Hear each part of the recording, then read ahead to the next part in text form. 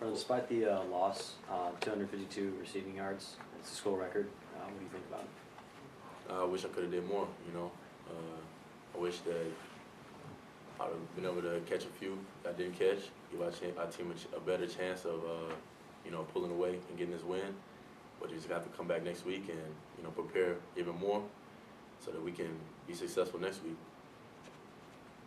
Courtland, you've had 2 great games each year, last 2. How do you think your chemistry with Ben Hicks has improved over the course of the season? It's only getting better, him being a young guy, him getting thrown into the spot that he did get thrown into, replacing Matt Davis, 2-year starter.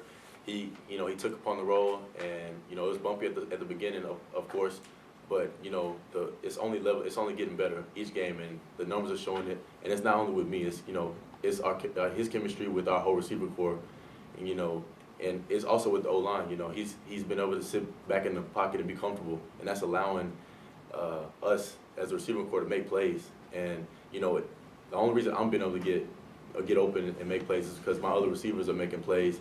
So DBs aren't able to just sit on my side of the field and just box me up. They're having to cover the whole entire field. So me and his chemistry is really well, but it goes far beyond just me and his chemistry. It's his chemistry with our entire wide receiver group, and his chemistry with the O-line, and being comfortable to sit back there and throw the ball.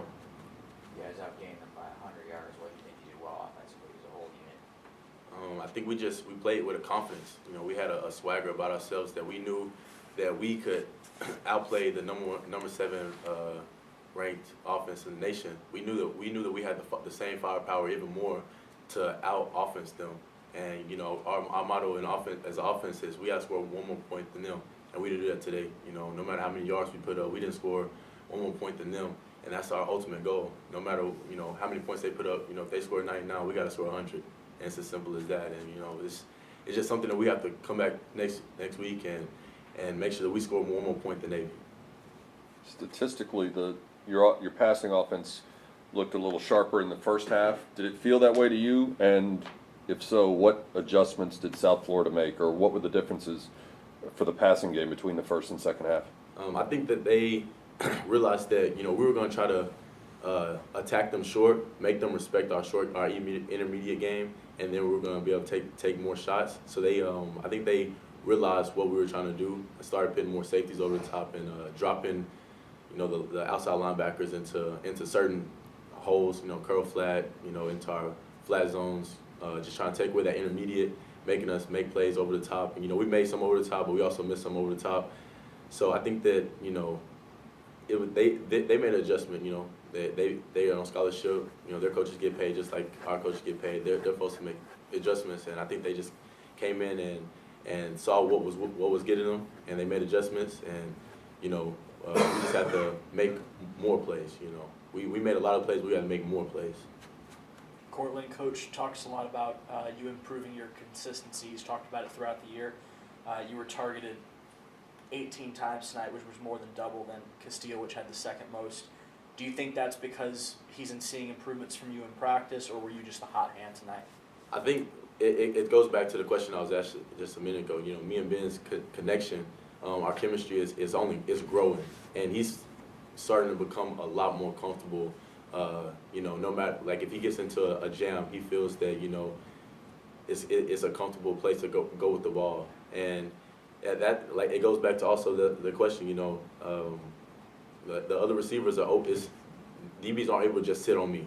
Our other receivers are opening it up, and it's allowing me to be able to make plays. And that's all we can ask. Is that we all make plays so that we can be as successful as possible. And so with our other receivers being able to be consistent and making plays, it's only allowing myself to be able to be as successful as I'm being right now. From a player perspective, what's the attitude and the atmosphere like in the locker room, particularly now that you guys are getting ready for what coach is calling your bowl game? Basically, it's our motto. Our whole offseason, we strive to push the motto of one more.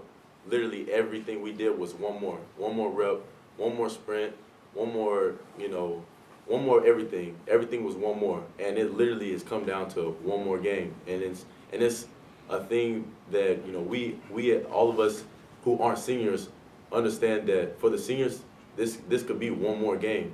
And if we don't come out and prepare throughout the week to our standard, which is best, then, you know, and we don't go out and play at our best, then it could literally just be one more game.